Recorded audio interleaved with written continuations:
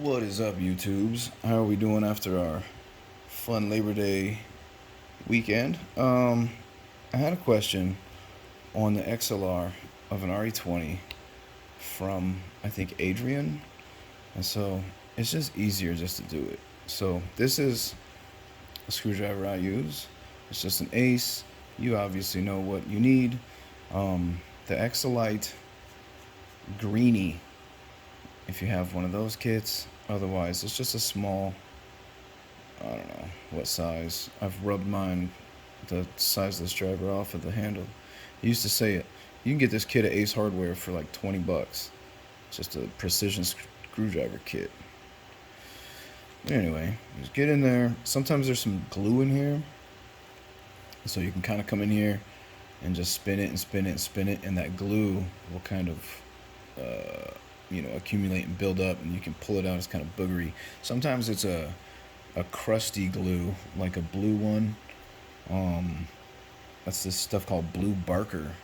They've put a number of different stuff in these over the years. The Blue Barker is more crusty. Same thing. You just got to get in there and spin it. If you have Blue Barker and you're unable to get to the screw, or if it's so stuck in here, like if you look in here, let's see if we can see. It's probably not going to let me because I got no light. Hey, there it is. You see that brown stuff? That brown stuff is what we call chocolate on the assembly line, but it's actually an adhesive called EC800. And I believe, actually, I'd have to look up the manufacturer, but you can buy it. It's not cheap. EC800 chocolate. And you thin it down with the solvent. You can see I've already broken the seam, but it creates an airtight, whatever, seal, right? So anyway, it can be kind of stiff to get the XLR in and out if it's got either the chocolate, or sometimes they put Blue Barker. They put a bunch of different glues in here. If you look over, they've been making these things for a long time. Like, this is actually a PL20, not an RE20. But anywho, the glue has been changed a lot. So yeah, it's simple. You just go like this, lefty loosey, until it stops. And then once it stops, the set screw has actually gone into the XLR connector, the insert itself. And then I have a pair of needle nose, but somebody has borrowed them from me and not returned them.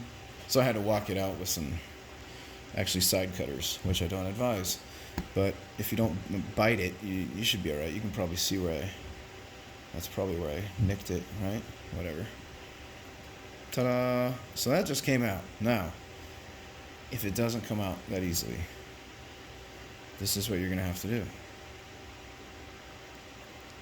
You're going to have to take your screwdriver, right?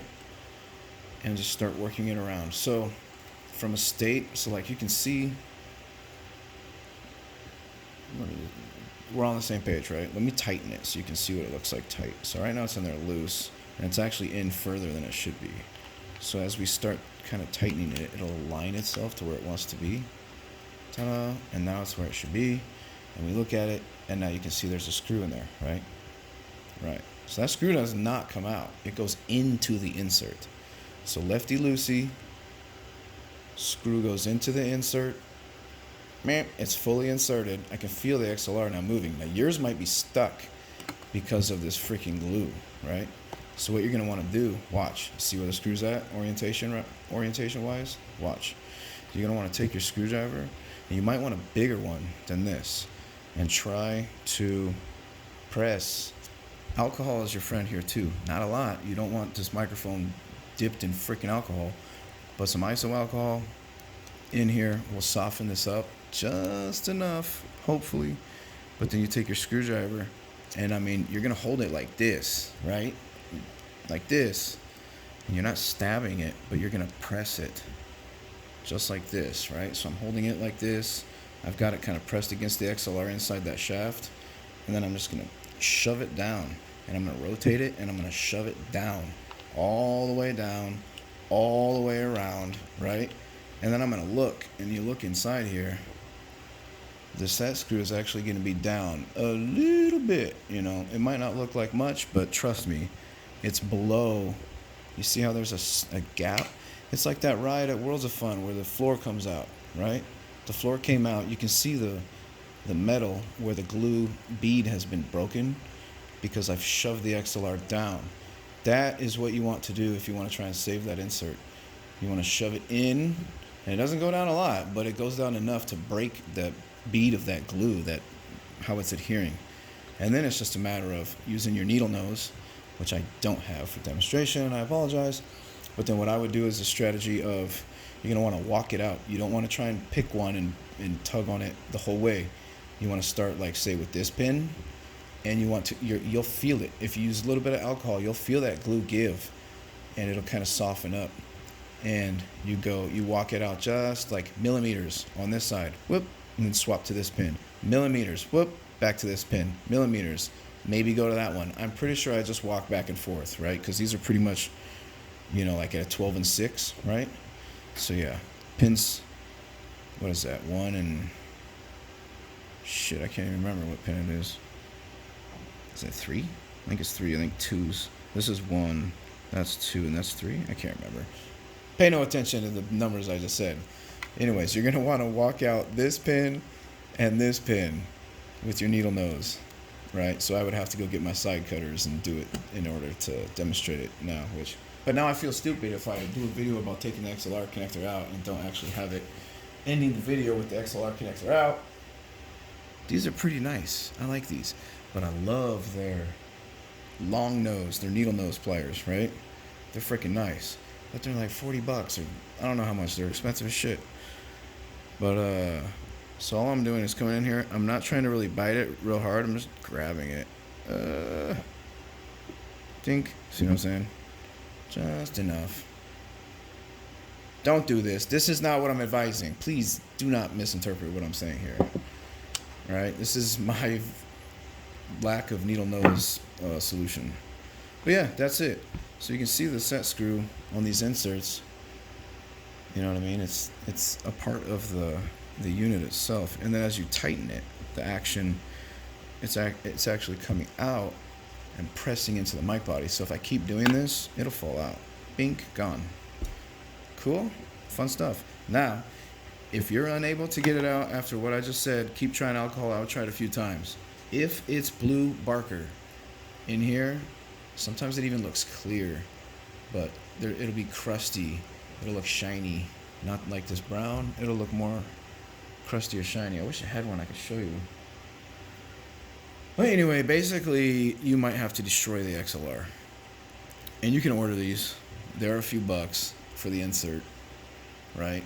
But it's a common part. It's just an XLR insert 3-pin male, right? It's pretty obvious it's a male connector, guys.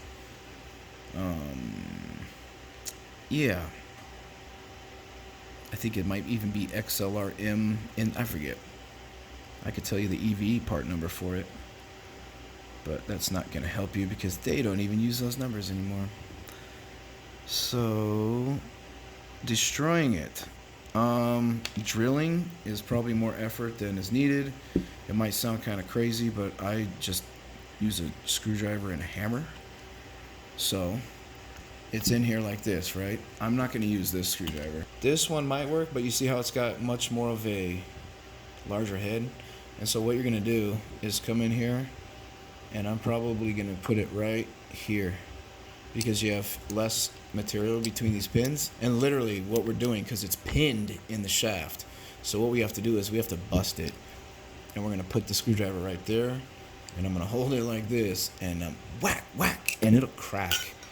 It'll crack right here, bink, and then we want it to crack right here, bink, and then you're eventually going to hit it here to get that set screw, free. It should be inserted if you were able to do that, but if not, we want to get that free. But then you'll end up with like basically 2 pin sections broken on wires, and then the rest of it will crumble and fall out, and then you just clip your leads or unsolder it, get your new XLR, and you're good to go. Yeah, that's it. So I mean, that's not the best news if you have to break it, but those aren't too common. But they are. I mean, I've done it at least 100 times where I've had to break an XLR. So that's a thing. You know what I mean? Yeah, and I'll cut this short so I can get it up there. And from there. All right, cool. Peace.